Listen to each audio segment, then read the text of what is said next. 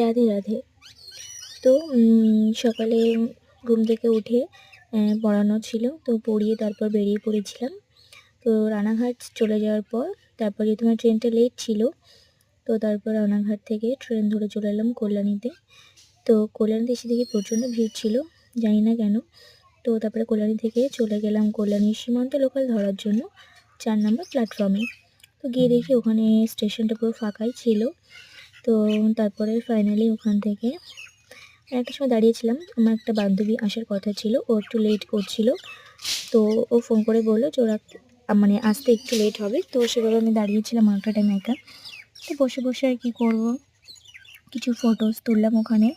তো দেন ফাইনালি ও চলে এসেছিলো। তারপরে আমরা এই যে কল্যাণী সীমান্ত লোকালে উঠে পড়েছিলাম। তো এই যে দেখতেই পাচ্ছ, তো এই যে আমাদের ইউনিভার্সিটি যাওয়ার রাস্তা। তো তারপর দেখলাম ওয়েদারটা খুব সুন্দর ছিল, আর আশেপাশে একটু জঙ্গল মতো ছিল, যেগুলো সব দেখলাম পরিষ্কার করে দিয়েছে, বেশ সুন্দর লাগছিল। তো তারপরে ফাইনালি ওখান থেকে আমরা বেরিয়ে আমাদের কাজ সেরে চলে গেছিলাম একটু খাবারের দোকানে। তো ওখান থেকে তারপর আমি চলে এলাম কল্যাণী মেন স্টেশনে। বাড়িতে ফেরার সময় ট্রেন অনেকটা লেট ছিল। তারপরে এই যে দেখতেই পাচ্ছ ট্রেনে উঠে গেছিলাম, আর আমি একটা জানলার সাইডে সিট পেয়ে গেছিলাম। তো তারপরে একা একা বসে কী করবো, ভালো লাগছিল না। তো বাইরে দেখছিলাম, অনেক সুন্দর লাগছিল বাইরেটা দেখতে। তো তারপর ওখান থেকে ট্রেনে করে চলে গেলাম রানাঘাট।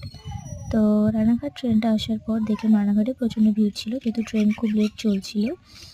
তো ট্রেনটা মাঝে মাঝে দাঁড়িয়ে যাচ্ছিলো, আবার চলছিল।